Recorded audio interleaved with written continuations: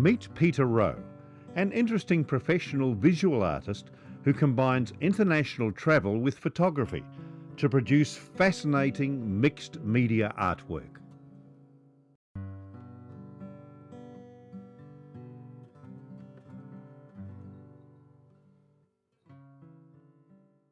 When I was in secondary school, the area that I was best at was art, so I just carried that forward. Went on to the Victorian College of the Arts, did 5 years there, and then just continued painting, developing my style to the point where I'm producing a whole range of paintings that you would probably classify as mixed media with collage, incorporating pencil and acrylic paint. Currently working on MDF board. You start off with a blank piece of board, cover it with some undercoat, hit it with some red, just to give a little bit of warmth to the colour that fits on top.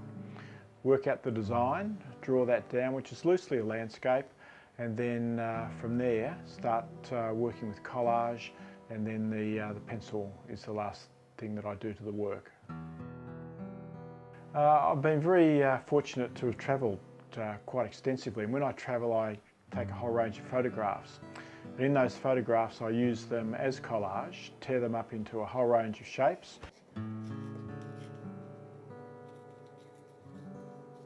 Now other people would take photographs, print them and then keep them as treasures. Yes. You don't do that, do you? Well, actually no, it's a little bit different in that regard. I take a really nice photograph and then I tear it up. So I've had many hundreds and hundreds of photographs, all of which have been torn into many thousands of smaller pieces of paper, which have been different shapes, circles, ellipses, rectangles, you name it. I've probably torn my photographs up into those shapes and reconstituted them into my own personal landscape. Some of the images I've used have been aerial views of the Great Barrier Reef. There was a lovely close-up of a chocolate from Abu Dhabi.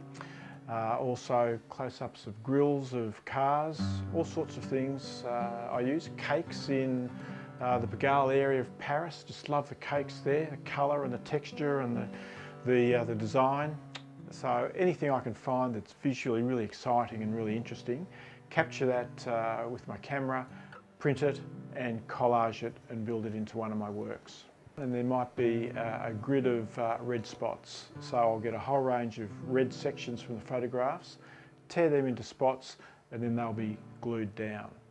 Other areas, it may be the leaf or the smoke or the flame shapes, and I may want some fairly strong blues, so I'll tear those up into those shapes, ranging in size from fairly small and thin through to much larger, and then build those into the design as well. Lots of drawings, lots of sketches, preliminary thoughts on paper, tried dozens and dozens until I get to a point where I think, yep, this could work.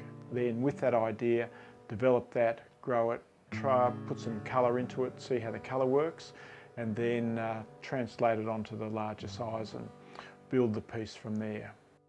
When it's in my mind, it's always a masterpiece, and then it's always a challenge to get that down onto the board the way that I think of it when I'm planning it out. I'm working with the environment, sort of taking images that I really like and then bringing them into my works, reconstituting them and creating a completely new environment based on energy, colour, action and movement.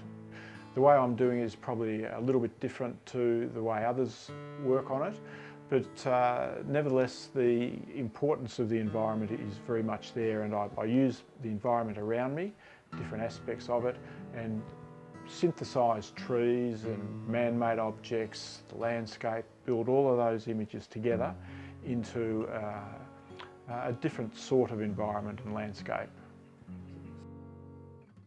When I'm in a different country and I see something that gives me a real buzz, I capture that image, bring it home with me, and it will eventually be built into a painting. And I never quite know where it's going to work or what time it will come through, but I know that I store it away, and it might be a particular range of shapes or colours or lines or really interesting combination of elements of a landscape, and then eventually that will be built into a painting. I think when you get a good understanding of what I'm doing, you appreciate there's many different aspects to what I do. There's the travel, the capturing of images, the tearing with the soft edge to get the white halo around the different colour combinations in the image. Then there's the building together with the very soft edges on the paint, with the soft edges on the collage, colour theory and line, and the building of a new environment with those different mixed mediums.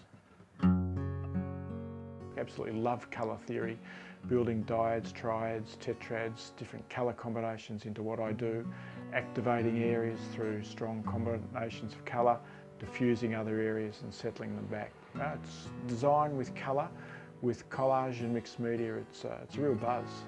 I suppose of the definition of happiness is to be allowed to do what you want to do. You're a happy man. Yes. I wish I had more time to be happier, and that would be a good place to be.